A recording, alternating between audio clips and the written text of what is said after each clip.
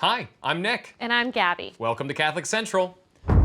Politics. The reason why I drown myself in wine at Thanksgiving. Oh, Gabby, that's not good. Okay, the reason behind those panic attacks that I get every 2 years. So, I can't It's do true, it. politics for Catholics can be messy, overwhelming, and contentious. Especially seeing as how Catholic political opinions range from people who think the Pope should decide who's president to people who think that no individual should be allowed to own land. Oh, and don't forget the embarrassingly long list of Catholic dictators who didn't exactly win Peacemaker of the Year award. Okay, so a lot of Catholics, when they get involved in politics, put their ideologies ahead of their faith. And if you're really trying to vote faith first, it might seem like there are no good options.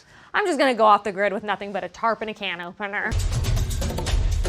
Unfortunately, Catholics are still called to actively participate in society, even though, as Pope Francis has said, it's a kind of martyrdom. True, and as painful as it can be, Catholics can make positive change with their votes. As the Vatican II document Gaudium et Spes says, the future of humanity is in the hands of those who are capable of providing the generations to come with reasons for life and optimism. According to church teaching, the goal of Catholics should be to affirm human dignity, shape the moral character of society, and promote the common good. This comes from the belief that we are loving others as Jesus commanded us to, including all of society, which does include all of society. It does not mean combining church and state, and instead means working to build what some in the church call a civilization of love. But how exactly does voting for someone you're pretty sure cheats on their taxes do that?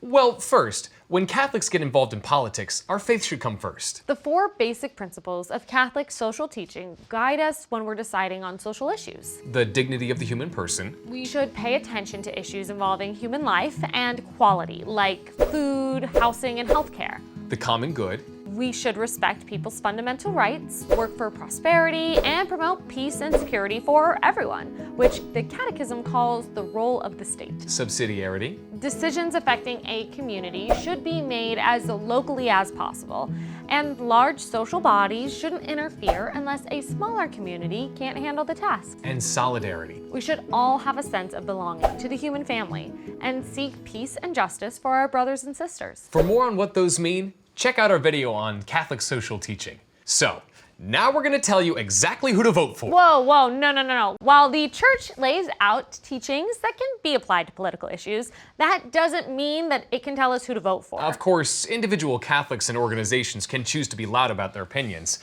I personally think we should all write in Harambe again.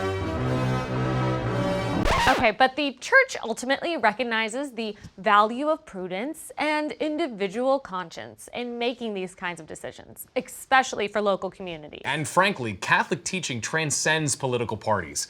So there's usually going to be something not quite so Catholic about any candidate.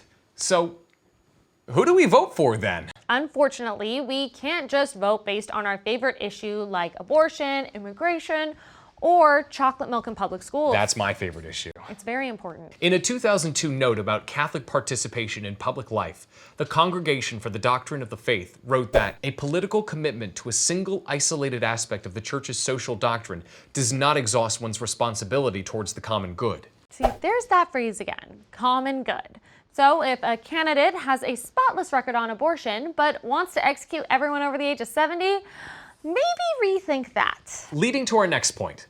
Catholics should oppose policies or legislation that violate human life in any form and support policies that reduce harm. Catholics shouldn't vote for candidates that endorse policies opposed to their beliefs if that's the main reason why they're voting for them. But since almost no politicians have platforms taken straight out of the Catechism, although I believe Harambe would if he could. Okay, Catholics can vote for people that oppose church teaching on some issues. If there are morally grave reasons that compel them to vote for them. The U.S. Conference of Catholic Bishops writes that in the absence of the perfect candidate, Which would be pretty much all the time. R.I.P. Harambe. we can vote for the candidate deemed less likely to advance a morally flawed position and more likely to pursue other authentic human goods. In other words, Vote for the person who you think will do the best job at carrying out what Jesus commanded. And it's okay for Catholics to abstain from voting if there really are no good choices. But tapping out of politics entirely robs us of the chance to help shape our society. And discern where God is calling us to act. For Catholic Central, I'm Nick. And I'm Gabby. Until next time, keep it civic.